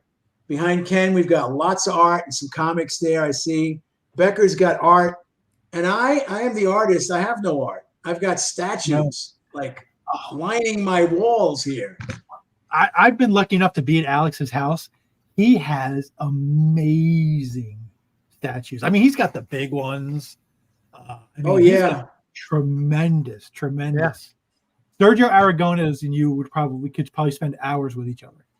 What, does he collect statues too? Oh God, yes. Really? He's got all kinds of little figures, and people send them to him. He loves that stuff. Was the one he showed us last time was the he's had like a Bart Simpson that was mooning, he pulling his pants down in the back. He pulled that one out. A little mooning. That's unique stuff, Yeah, for sure. All right, guys, remember, the thing is that if you don't get these things mass produced these days, where you buy them at a retail store, they have there's so many guys that do custom stuff, and the custom guys that don't have a contract with Marvel or DC or any other company to mass produce these statues. These guys are like freelance geniuses. The stuff is just incredible looking. As a matter of fact, I co-created Tombstone, character from Spider-Man back in 1987. And nobody ever made a Tombstone statue until about 2 years ago. There, around the time of when, the Russians invaded the Ukraine, there was this Ukrainian guy who posted on Facebook a Tombstone statue. And I said to the guy, "Oh, wow. I mean, that's so cool. How could I get one?" And he goes, "Well, right now shipping is a little difficult." And I said, "Yeah, I understand that." And so we made a transaction, and it took me a year to get the statue, but he did this custom Tombstone statue for me that looks unbelievable. Yeah. Wow. Ken Eric Lee says 3D printing statues is really taking off. Would you know anything about that? I don't know what you're talking about. Ken got himself 3D printing statues. Ken got himself a 3D printer. He's been having some fun. Yeah, I saw Ken was showing me something that he was 3D printing for his wife. Some kind of I don't know. But he look at this cool thing he printed up. Oh, what's he got? Oh, a Bart Simpson? You printed that up? Yeah. That is so cool. Yeah. I printed that. I have a giant statue of the Flash, the Barry Allen Flash. Mm-hmm. And it's got to be about, I'm going to say 2 feet tall. It was a 3D printing custom made job. When the guy sent it to me, the box was huge, and I picked the box up and I'm going, son of a gun, the guy didn't put anything in the box. Okay. I'm thinking I got ripped off here. So I open it up, and lo and behold, there's the Flash. And I pick him up, and it was light as a feather, as was the base. It was 3D printed. Wow. And I think all together, the whole thing put together weighs like maybe 2 pounds or 3 pounds. Wow, that's crazy. Hey, Alex, we have a quick comment. Steve Scott says, "Gotta run soon, Alex, but hi from Belgium, my friend." Oh, hi, Steve. Hope to see you soon on this side of the pond sometime soon. Oh, that's great. Yeah, Steve Scott, fantastic artist who used to live here in the United States and ply his trade along with the rest of us. Ended up moving to Belgium, I don't know, at least a half a dozen years or so ago. And does conventions out there, still does beautiful artwork. Nice. Just every now and then we chat, and he says, "Hey, listen, I know a lot of places where you could come up here and, put you on a tour and go through signings and whatever. And you got fans all over the world type thing." And I say, "Yeah, I appreciate that, but I just haven't done it yet." I know some of my buddies like Mike Grell, and there he is. All right. Mike Grell and a couple of others have gone and taken him up on that. And he's, showing him around, and they've gone from store to store. And European fans they're pretty amazing. I remember going to Spain once, and I think it was in Madrid, and they had a dais set up for all the American artists that had come in. There were about 7 or 8 of us. And in front of, and we had about maybe 5 or 6 feet between us on this big dais. And each one of us had a huge line of fans waiting to get stuff signed. And I'm thinking, wow, this is really cool. I got a line. I haven't had a line since I was working on, a Web of Spider-Man, where I had a monthly comic book coming out all the time. And so at any rate, all of a sudden I hear this groan and a thump. And there's this guy laying on the floor. He fainted. And my wife was talking to his wife, and she was so concerned. She goes, "Oh, yeah, I forget what his name was, Sergio." She says, "He is so excited to meet Alex. He couldn't sleep last night, and he couldn't eat, and he couldn't do anything. He just too excited." So the guy's standing there waiting to meet me, and he freaking passed out. I couldn't believe it. I'm thinking, what, for me? I mean, if my name was Jose Luis Garcia Lopez, I could see passing out, but not for the kid, Oh my gosh. Steve Scott said the Euro Tour, I guess is what it was. Euro Tour, that's right. Well, I may be, like I said, I may be heading to Italy next year in March to a city called Cortona, Tuscany.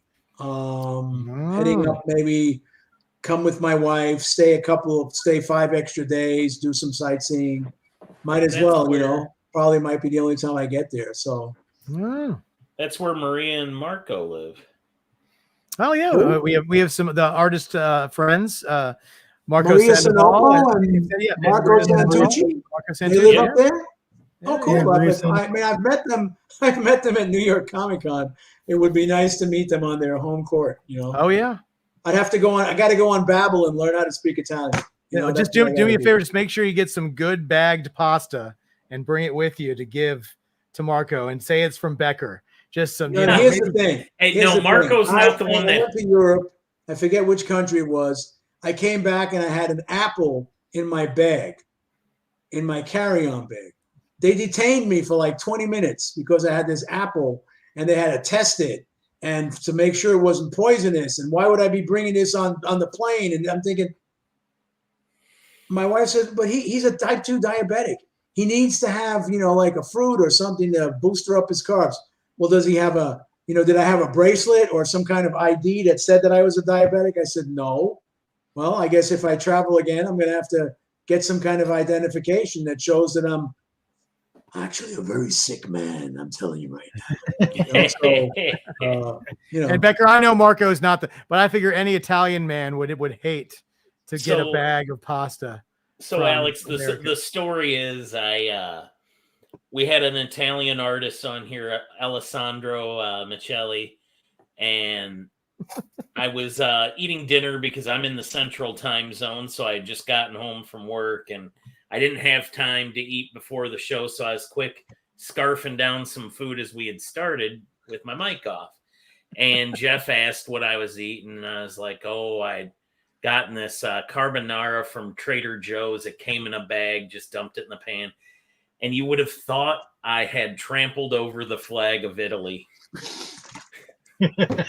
And the greatest thing about this was it was not only was he appalled that Becker would be putting this into his mouth. His screen froze right at the moment when he said what it was, and you like just a disappointed father. Just this blank look for like 2 minutes. It was just like when Becker told him what it was, he literally very seriously said, "That's an abomination." Yeah. Yeah. He's usually in the chat. So he's usually in the chat giving me a hard time, but he must be busy well, tonight. Put it this way. That's like if you're a true Italian and you're going to be getting some grated cheese on your pasta, right? You have to have the real cheese and you're grating it and you're putting it on the pasta. You don't go buy that stuff that you get down the Publix aisle, in a little glass jar, that's like dried Parmesan and you sprinkle that stuff on it. That's like garlic powder, what I mean? Parmesan cheese, you gotta get Parmesan cheese style mash product. it up and put that on top. You don't get this powdery stuff. I mean, and again, that's all processed foods. That's one thing I got to stay away from. Well, listen, when you were in other countries, that is the one thing you will not have because America is the only one that puts so much process into their food to make it last for forever. The preservatives are ridiculous here. You go to someplace else. I mean, somebody was telling me about McDonald's in another country. They said it was like a revelation. Like the burgers tasted like meat and not like whatever our burgers taste like, which once again, a lot of our food is illegal in other countries. So that should tell you something. I wouldn't doubt it, Yeah. And now sports talk went to food talk, folks. 4C Live, Comic Art. Exactly. We've covered sports, food, art. All right, guys, last chance. We're gonna give you guys one more chance to make a claim here. These are the choices. You get the 9, you have the headshots, you got the half figures, full figures. If anybody would like one, obviously Alex is not going to complete it tonight, but he can complete it. He'll probably have these all done by the end of the week. So if anybody wants anything, do it in the chat now. Otherwise, we're gonna call it. We got a presidential debate to watch in a couple minutes. Yeah, and for anybody still watching next week, Pat Gleason, we're building chicken coop. Building a chicken coop for Pat Gleason, so he's going to be doing some sketching. That's right. So we already built the chicken coop. This is going to be like another. It's like a level or something. He's putting more. More of a chicken coop. All Yeah, right. more. It's gonna have like extra rooms and I don't know. He always comes on and wants to draw when he's building something for his daughter or needs something for his house. I don't know. I heard it was a refrigerator. Oh, there's a pat mark. So that entire shredder on that comic is what he calls a pat mark. It's a remark on a comic. So that's a remark. yeah, look at that that's thing. a remark on the cover. Wow. Yeah. So he does some Yeah, awesome work. Wow, I have a remark on a Tombstone cover here that I'm not even going to bother showing you guys now because I'm embarrassed. Jeez. Hey, now. Listen. Well, I want to thank Alex. Thank you so much for being on tonight. Oh, I do have another one. Wilson's in the house. Wilson wants a full figure. I'm going to write this one down right now. I was trying to do my outro and you stopped me, and I love it. So it's a full figure of Silk Cindy Moon. I hope you know what that is, Alex, because I do not. Silk's a spider character. Oh, Silk. Yeah, I know Silk. Yeah. Cindy Moon is the Silk version that they want. I see. Once again, thank you, Becker, because once again, we don't read comics that have come out in the last 30 years. Only 40-year-old comics. And that's I've been reading comics since I was 10, and actually. Some of the books I picked up off the spinner rack back in the day were Alex books. Oh, yeah. I tell Alex all the time that my favorite cover, one of my favorite top 4 covers of all time is the one where you drew Spider-Man and the sun setting behind him and how you explained to me how you had to oh, sorry. Can you hear me now? Yeah, we can hear you now. Am I back? Yeah. No. You're back. Okay, sorry. You're back. So is that Web of Spider-Man cover you did with the sun where you had the sunset, it was going on in the background. You told me you had to cheat the lighting because you wouldn't be able to see. He'd be all in shadow the way you did it. And it's amazing. It's always one of my top 4 covers of all time. I have it. It's in one of my things over here, but it's one of my top covers all time. And it's amazing. Thank you. Appreciate it. For me, so now, it was, Ken, you just showed me a picture of Gravestone. Oh, this is a 3D print file that somebody designed. Is Gravestone? Is that supposed to be Tombstone? Is that like a fake Tombstone? Yeah, fake Tombstone. Because they don't want to get sued. Yeah, so they made him. So yeah, I'll show you. They called him Gravestone. So if you want a tombstone, see, yeah, that really looks like Gravestone, doesn't it? Yeah, it's got a familiar look. Yeah, hold on a second. I just want to get you. I just want to show you my tombstone that I got from this guy. Yeah. I'll listen. We'll pause. This is why we do this. We knew that we weren't going to be able to stop exactly on time, so this gives us a little, wiggle room. Wiggle room. Oh, this thing! I can already tell this thing's going to be fantastic. Can you go fuller screen, Ken? Can you go full screen? Yeah, go big. Yeah. Wow, that's cool. Yeah. Look at that snarl. That's pretty awesome. Right out of the comic. Wow. Lonnie. Nice. And that's custom made. Custom made, yeah. 6 scale, 12 inches tall. Really nice piece. Wow, it is. It's fantastic. That's amazing. Yeah, I also got a custom Spider-Man in his armor, from Web 100. Yeah. Oh, yeah. Amelia they was made a just couple talking of about that. toys. Yeah. Okay, they made the little Kenner box figures, and then they actually made like a 10-inch or a 12-inch one in a bigger toy box, but they never made a statue. And so, considering that my goal is to try and get at least a bust or a statue of every character I ever worked on, which I think is impossible because they don't make a ton of them, believe me. Yeah. And so that's like a continuing thing. It's not like I've hit my goal and then I go, well, gee, that collection is over. What am I going to do now? I got to find something else to collect. So I don't have. Ken made that's one he bought. Oh, I know that. Yeah. Iceman. And then I 3D printed this. Really? He made an Very Iceman cool. 3D printer. Look at that. Yeah, I could see the way it's kind of flopping in your hand because it weighs like nothing, right? Yeah, it's on a base, but it's like it's got nothing. I have to see this bender behind me. right there, where his thumb is. The big, it's like 3 feet tall. It weighs like 10 pounds. Oh, that guy. Yeah, that's cool. You did that too? No, I didn't do that. somebody else printed that for him. Yeah, no. Oh, okay. But yeah, man, you can do I don't anything. own many statues. Those printers must get pretty expensive after a while, right? The bigger you make them, the more expensive they get.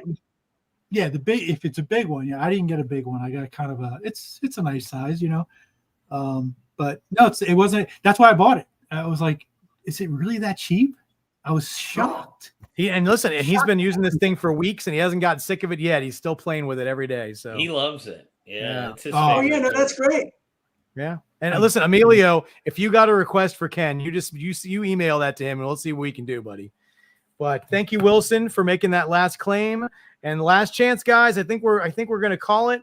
And Alex will finish these pieces up, guys, and they'll be ready to go by the end of the week. And Ken and I are going to see Alex in New York next month, and that'll be fun. We'll have to go out and hang out one of those nights while we're in town, Alex. That'd be great. Pizza or something. Jeff, as a matter of fact, I'm going to be sharing a room. I forget what hotel we're in, but we're sharing a room. I'm sharing a room with Mike DiCarlo and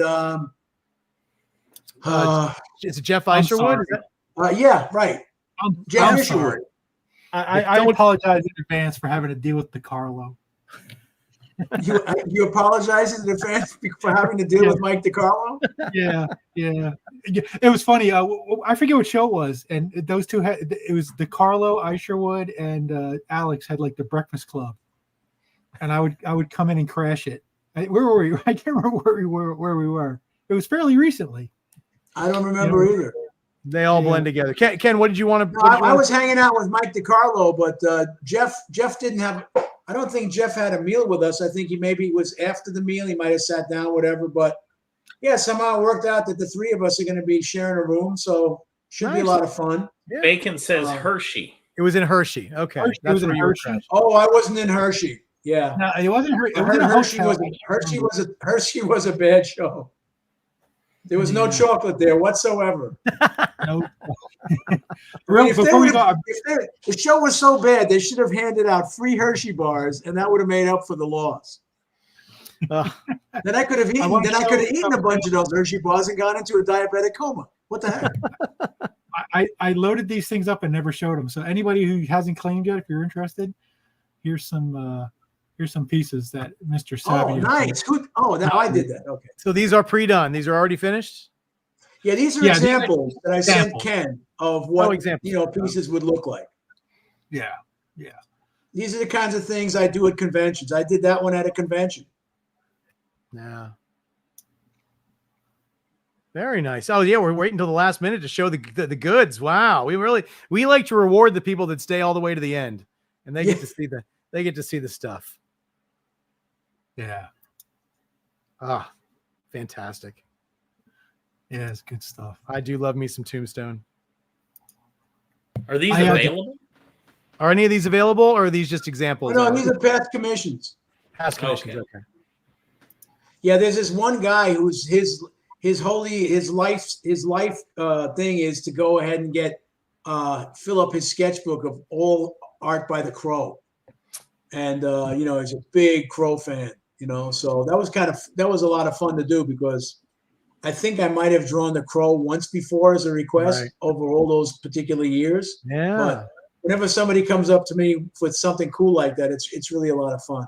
Yeah. That doesn't mean that I really want to draw the Transformers. I'm just saying that if you come up with something cool, it's a lot of fun.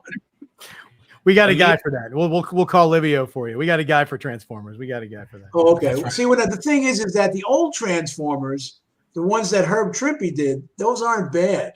Okay. It's when you look at the Transformers that Michael Bay put on the screen, you don't want to draw one of those. Forget it. That's like a triple commission. Take me forever. I'm not doing that. Emilio says, I love my Spidey and MJ pieces I've gotten from Alex over the years. You were his first con sketch 10 years ago. Oh, who's this, Emilio? Emilio. Yeah, you were his first sketch. Yes. Thank you, Emilio. He's been very supportive over the years, and then I'm happy to say, and then thanks so much. Excellent. Well, I want to thank Alex for coming out tonight. Thank you for joining us. It's been a blast. We got to talk about food and sports and even some art and drew some pictures, which is always fun. Hey, listen, I had a lot of fun. It's just sort of breaks up the monotony of going out and watching the Mets on TV. Oh my God. But all right, Ken, anything else you want people to know? When we have Pat Gleason next week. Ken's going to be at Edmonton next weekend, a week from this weekend, and I will be at Baltimore. So and Becker, I'll see you in Baltimore, Jeff.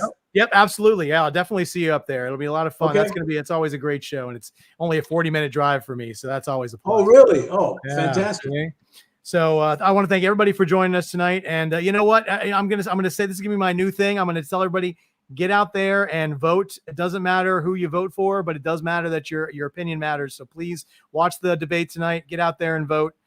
Get into your local politics as well. And that's about as political as I'm going to get. Thank you guys all for coming on tonight, and thank Bacon for chiming in the chat in the last 5 minutes. Thanks, buddy, for joining in. Okay. So long, Bacon. So long, guys. Take care. We'll talk to Thanks you guys a lot. later. Have a great night. All right. Bye-bye now. I'll be in touch, Ken. All right.